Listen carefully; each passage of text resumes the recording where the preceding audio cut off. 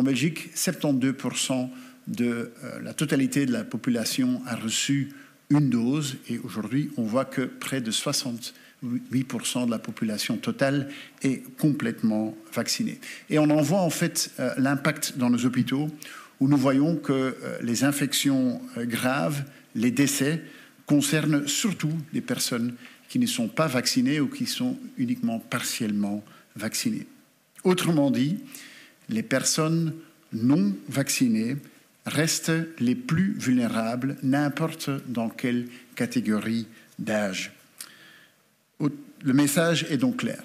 Le message reste le même, faites-vous vacciner. Si vous vous faites vacciner, c'est clairement une bonne chose pour votre santé, mais c'est une bonne chose pour votre famille, pour vos voisins, vos parents, etc.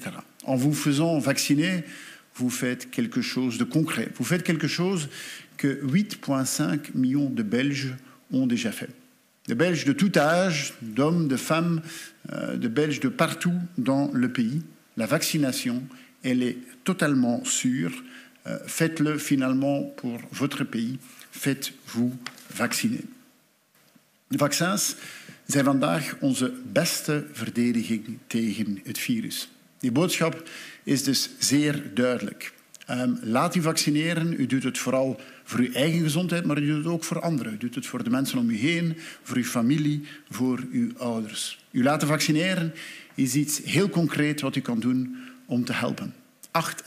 8,5 miljoen Belgen hebben het intussen gedaan. Mensen van alle leeftijdscategorieën, mensen in het ganse land, mannen en vrouwen hebben zich laten vaccineren. Vaccineren met vaccins die volledig veilig zijn. Dus als u iets concreet wil doen, laat u vaccineren. En het is ook een goede zaak voor uzelf. Want het is dankzij die vaccinatie dat we onze samenleving ook opnieuw open kunnen maken. We hadden een zomerplan. Dat zomerplan was een plan in 4 stappen. De eerste 3 van die stappen die hebben we kunnen nemen zoals we het gepland hadden. Voor de 4e stap was de voorwaarde dat 7 op de 10 volwassenen volledig gevaccineerd zouden zijn. Vandaag zien we dat meer dan 8 op de 10 volwassenen volledig gevaccineerd zijn. Dus wij kunnen die 4e stap nu nemen. 1 september zal de start zijn van het nieuwe schooljaar, maar het zal ook voor ons allemaal een nieuwe start zijn. Concreet wil het zeggen dat voor heel veel activiteiten, bijvoorbeeld activiteiten in clubverband, maar bijvoorbeeld ook erediensten, begrafenissen, communies, dat de beperkingen zullen wegvallen. En ja, ook op een trouwfeest zal er vanaf 1 september opnieuw gedanst mogen worden. Dat wil ook zeggen dat de beperkingen in de cafés, restaurants en de nachtwinkels dat die wegvallen.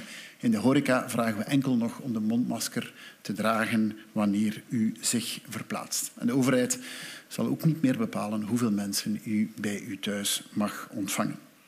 Pour des événements de moindre envergure, ça veut dire des événements moins de 200 personnes à l'intérieur, moins de 400 personnes à l'extérieur, les restrictions seront levées, sauf si les autorités locales estiment qu'il faut garder certaines contraintes. À partir de 200 spectateurs à l'intérieur, 400 à l'extérieur, les organisateurs qui le souhaitent pourront utiliser également le Covid Safety Ticket.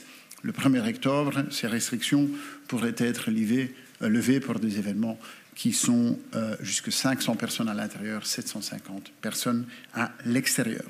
En ce qui concerne la réouverture des discothèques et des dancing, nous préférons encore attendre le 1er octobre. À ce moment-là, un pourcentage plus important de jeunes sera entièrement protégé et des dispositions nécessaires pour pouvoir le faire d'une manière sûre seront établies.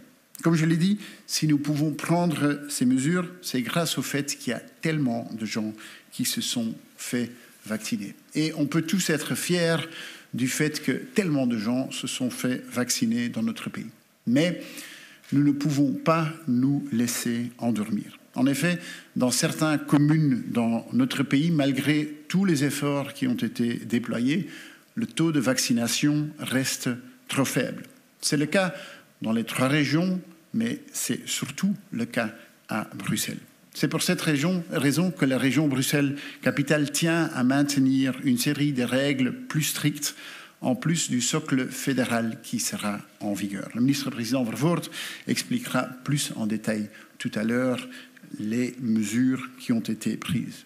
Mais de toute façon, il est indispensable que ces mesures plus strictes s'accompagnent par des efforts pour accroître le taux de vaccination. Men zal trouwens niet alleen in Brussel bijkomende inspanningen moeten doen. In alle gemeenten in ons land waar de vaccinatiegraad te laag is, zullen we een tand moeten bijsteken. Er moeten extra inspanningen komen in alle gemeenten in ons land waar men ziet dat men de minimumdrempel van 70% niet zal halen. Een minimumdrempel van 70% die een opstap is naar de totale vaccinatie van onze bevolking. Laat het duidelijk zijn, het is in die gemeenten, in die wijken waar we een zwakke vaccinatie hebben, dat er gaten zijn in onze verdedigingsmuur. We moeten daar met creatieve, met gerichte acties in de buurten mensen gaan informeren, mensen sensibiliseren en mensen overtuigen om zich te laten vaccineren. Deur tot deur, zoals bijvoorbeeld minister-president Vervoort vandaag al gezegd heeft. Die gaten die we vandaag in onze verdediging hebben, die moeten we zo snel mogelijk dichten. En de enige manier om die gaten te dichten is met lokale initiatieven om meer mensen zich te laten vaccineren. Nous allons également envisager de donner aux entités fédérées dont les communes restent sous la barre de 70% de la vaccination complète la possibilité d'utiliser le COVID Safety Ticket d'une manière plus large que uniquement pour les événements. Zoals u weet is de vaccinatie in ons land op basis van vrijwilligheid. Daar komt één belangrijke uitzondering op en dat is mensen die in de zorg werken. Want patiënten in ziekenhuis, bewoners van woonzorgcentra, zij hebben het recht op maximale bescherming.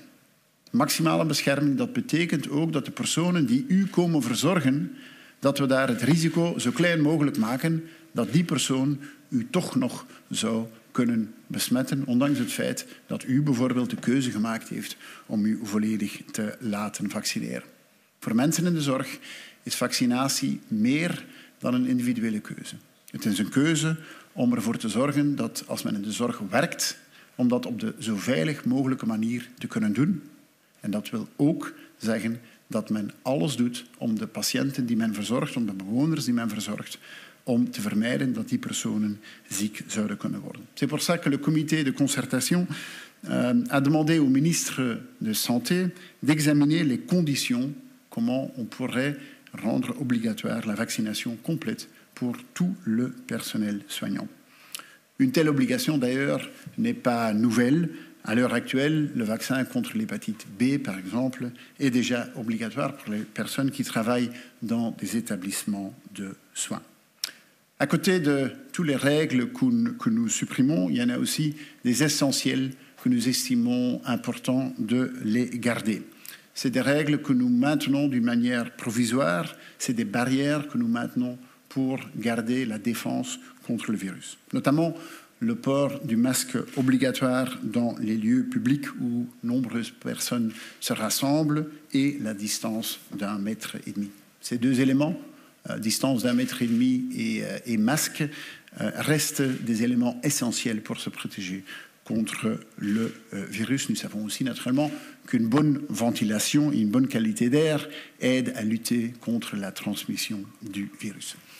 Ten slotte, en daarmee ga ik besluiten voor ik het woord geef aan mijn collega's, heeft het overlegcomité ook gevraagd aan het coronacommissariaat om een eventuele einde van de federale fase voor te bereiden. De federale fase die loopt al sinds 512 dagen, sinds 12 maart van vorig jaar.